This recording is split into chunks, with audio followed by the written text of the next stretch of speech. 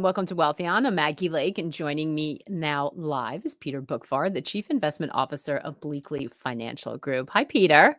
Hey, Maggie, great to see you again. It's so good to see you. We have had quite a couple of sessions, and it was looking so sort of ugly at the start of the day today. We had an extension of selling in equities, uh, investors responding to all sorts of headlines on tariffs. S&P 500 was negative on the year. Russell getting hammered. Everything was down. And then we saw a little swing again here in the afternoon where the NASDAQ moved back into positive territory. Just sort of big picture, give me your read on what sentiment is and what you've been hearing from people all day.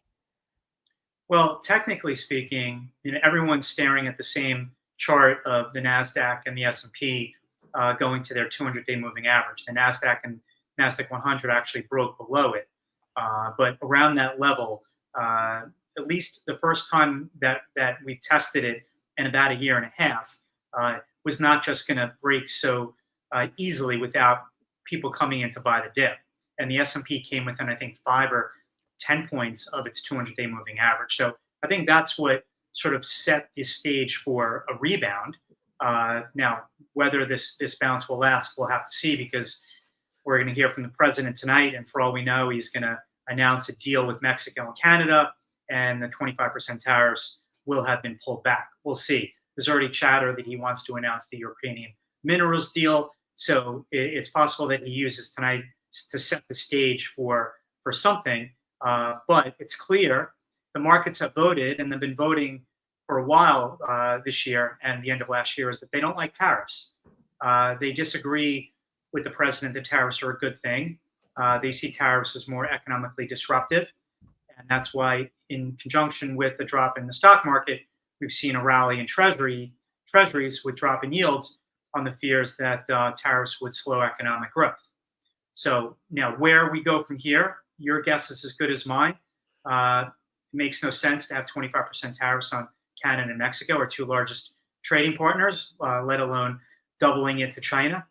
But it's the world we're in, and we have to deal with it.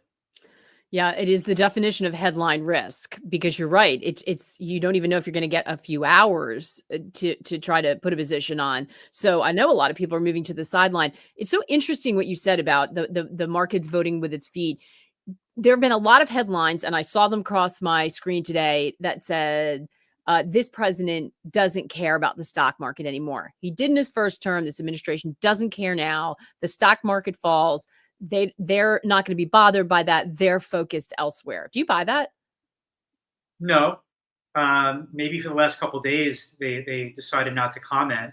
But they certainly care, because where the stock market goes is going to have a direct influence on where the economy is going. The economy is resting on 3 pillars of growth, one of them being upper income spending. If the S&P 500 breaks to the downside, you can be sure upper income spending will be reduced.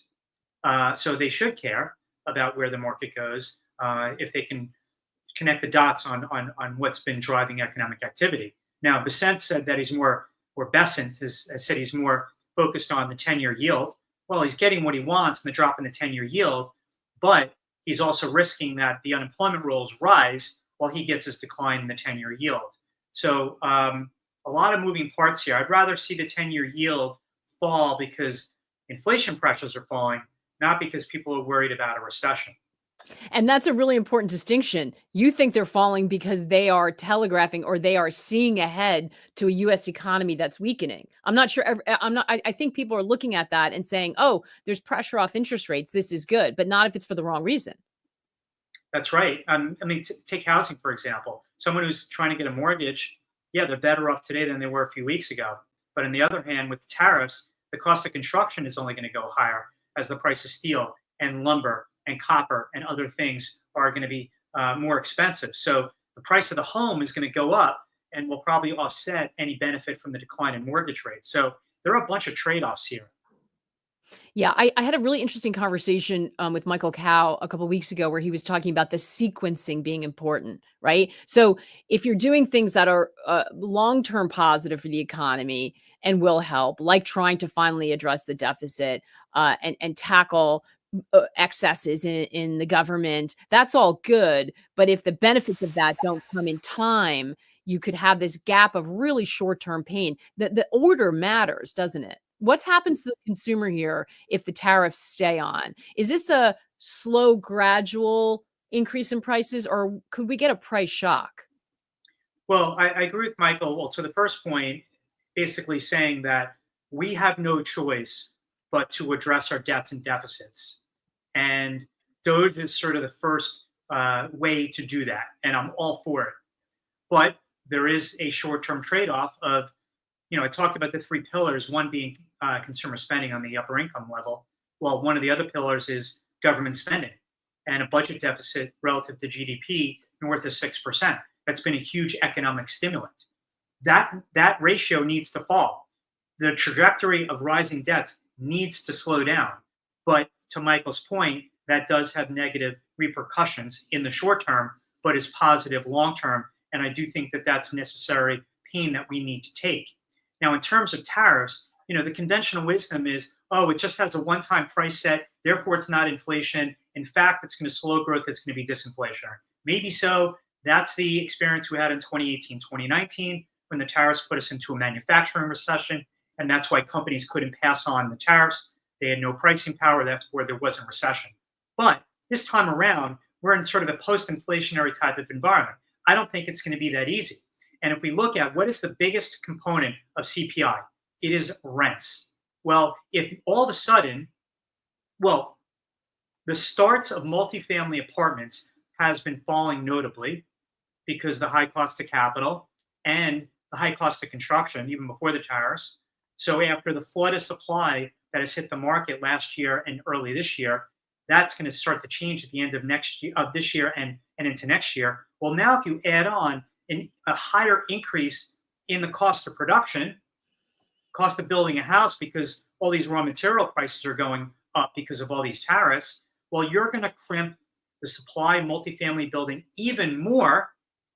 Therefore, you're going to see eventually rents, which have decelerated at the end of last year, will continue to decelerate this year. Rents are going to go right back up again. So yeah, maybe that tariff's a one-time price step up, but you're going to have years of underbuilding of multifamily homes. That's going to lead to years of a resumption of rental price increases. That's going to lead to a rise in the biggest component of CPI. That's not just going to be a one-time price step up. Peter, you dive into earnings and company calls and into the sort of, granular details like nobody else does these days. What is the sentiment around corporate America? How are they feeling about the economy? Do they worry about tariffs? What are you hearing? Because we worry about consumer sentiment, but CapEx spending, businesses try to look forward, right? They're trying to grow their earnings and make investments that are going to enable them to keep their stock price going up. What's the mood in corporate America right now? Well, one of the common comments is we're gonna control what we can control. In other words, they'll try to run their business as best as possible in light of whatever macro environment comes their way. But the macro environment that they're currently in, depending on what area of business you're in, but I would say predominantly, is challenging. And there's very limited visibility. I mean, how can any company that is touching a cyclical part of the economy, whether it's someone in industrial, automotive, or even the consumer, with parts of the consumer being on shaky ground, particularly low to middle income consumers, how can you have any visibility on how this year is going to play out? It's really difficult. And if you can't have much visibility, well, then maybe your CapEx spend is not going to be what you were planning on going into this year. We looked at, you look at the manufacturing regional surveys, the numbers itself for the month were actually decent, showing signs of some manufacturing bottoming, but the 6-month outlook on almost all of them fell notably. Capital spending plans fell notably. Prices paid expectations rose notably. So I think that a lot of businesses are on edge. Obviously there was a lot of questions on how you're going to handle tariffs, whether you're in the manufacturing space or you're a retailer like Best Buy reported today, and they source a lot of electronic products from China and Mexico. Well, they'll manage it as best they can, but they're going to pass on prices to the consumer. Now, the deflationists will say, okay, well, that's only one time, but consumers have PTSD over the 2022 rise in inflation. Go tell them that, okay, it's just a one-time step up in another rise in the cost of your living. So it's not like consumers are okay, no problem. You know, they're still feeling pain from the previous bout of inflation. Hmm. Who, I mean, it's a great point on the pass through, because if they pass it through, the consumers hold the burden, but earnings look good. So you've got that kind of dichotomy with the people who own assets and the consumers who do not, right? Because presumably, if earnings are on track, that will help at least the mood in the stock market. But if you're out there having to pay for things in real time, that's going to be difficult. Well, one interesting thing on the stock market is investors have all of a sudden become very valuation sensitive, and that they're not paying any price for any stock. And all you have to do is see that in the Mag 7 and a lot of the other high flyers, is that valuation now matters. And that's a big deal. So let's just take company A. Over the next 10 years, earnings double, but the PE multiple goes from 30 to 15. At the end of the 10 years, the stock may do nothing, even though its earnings doubled. So that's what we saw in the 2000s after the March 2000 NASDAQ peak, is that companies in tech land had to grow into their valuations.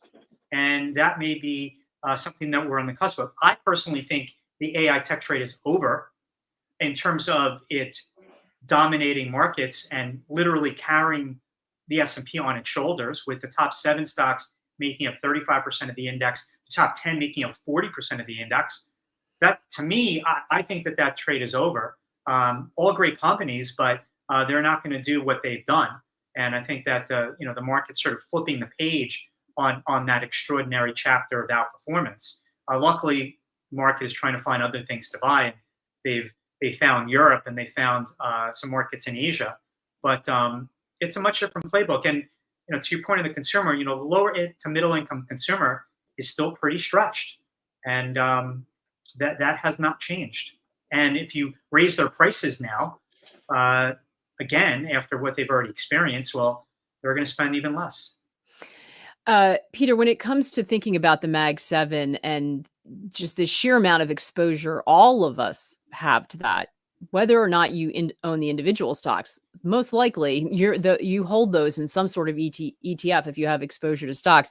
Is this an environment where people should think about rotating out of those, or do we have to break the idea of buy the dip mentality? Because that's been what everyone's been trained to do, is that, tech's eating the world.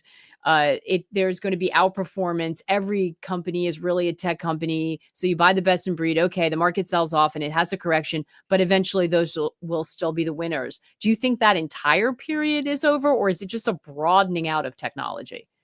It's lasted so long. It's worked every time. It's hard for it to say whether, okay, this is the time where it's different.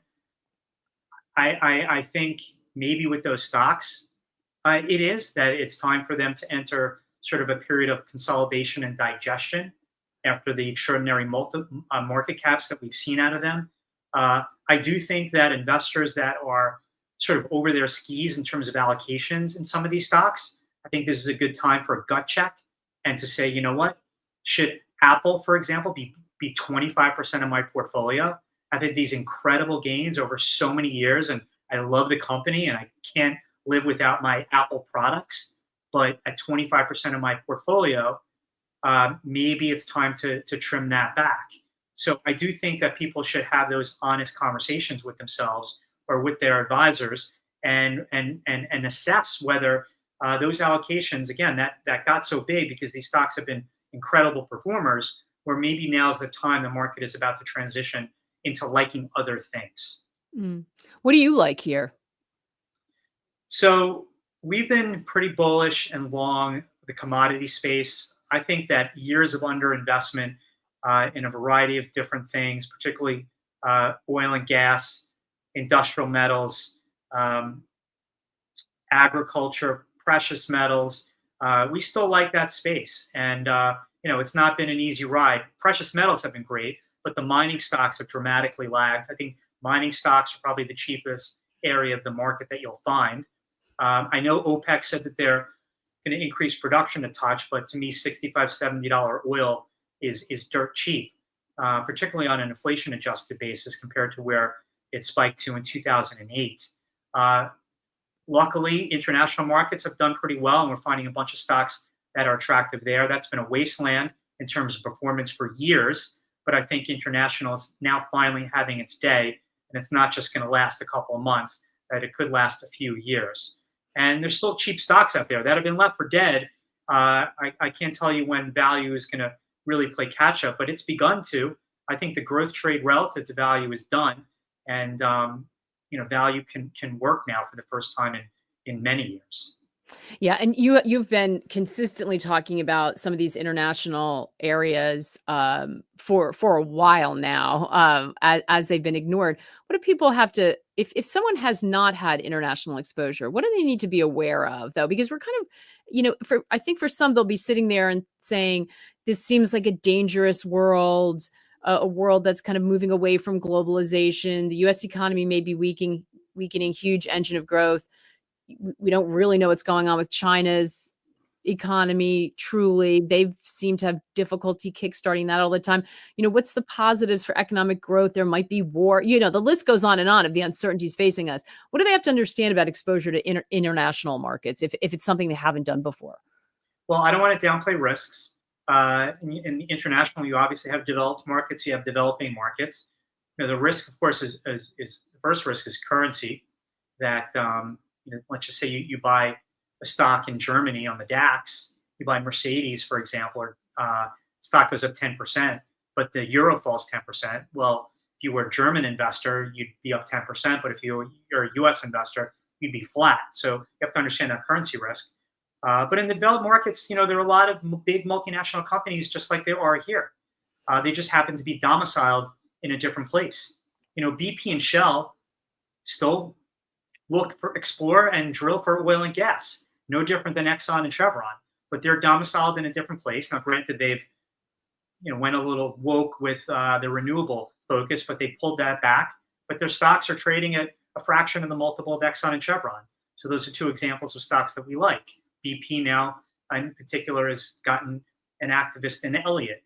So that's what something to think about. Now, on the emerging market side, it's more likely you're going to have more currency fluctuations. You have to understand that, and that corporate governance and geopolitics and the political situation sometimes is not as stable as you would find in the developed markets. But there's faster growth in emerging markets, and we particularly like emerging Asia, believing that looking out 10 plus years. I've said this to you before, that emerging Asia and the Asian region in general, which has half the world's population, is an exciting economic growth story. So it's definitely more volatile to invest in those markets, but valuations are very cheap. So there is a sort of margin of safety from a valuation perspective that you do get investing in markets outside the US. What I want to circle back to bonds because we're thinking about someone's whole portfolio. First of all, it sounds like diversification is really important right now. Well, diversification definitely is this cliche that we all like to use, but when markets get choppy, when markets all of a sudden deviate from one decision, Mag 7 stock buying, diversification all of a sudden matters. And then someone that had some value stocks in their portfolio, which individually we find a bunch of value stocks out there in addition to the group, sometimes that comes in handy. Owning some international stocks, which is sucked wind for years, all of a sudden looks really good with the DAX up, call it 12% year to date, and the S&P flat. So sometimes, that's the thing about diversification. If everyone's portfolio went up altogether and went down altogether, that's the exact opposite of the definition of diversification. But you'd be amazed at the amount of people that say, I'm missing out on a certain sector, call it the Mag 7.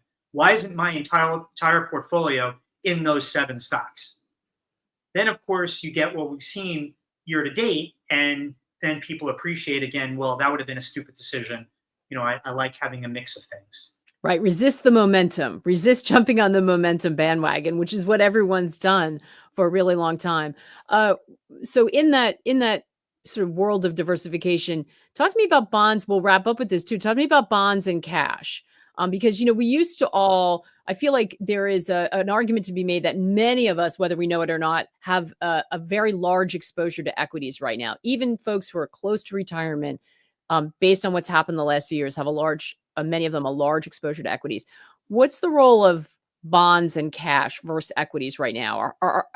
Should we be changing the way we think about that? Because all we heard for a while was 60-40 is dead. Is it back? Is it alive again? Has it shifted? How do we need to think about that?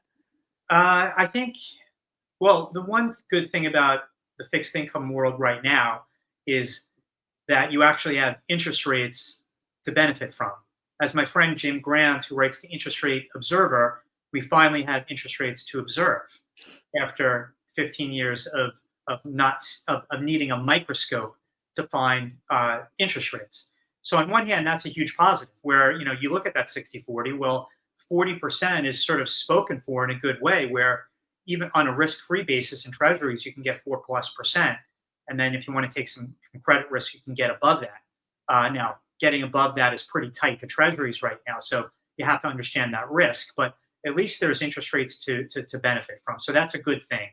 And cash, in addition to having some fixed income, is, it also provides optionality, provides dry powder. I mean, we so mechanically have been trained to just buy stocks, and being valuation agnostic when you do it.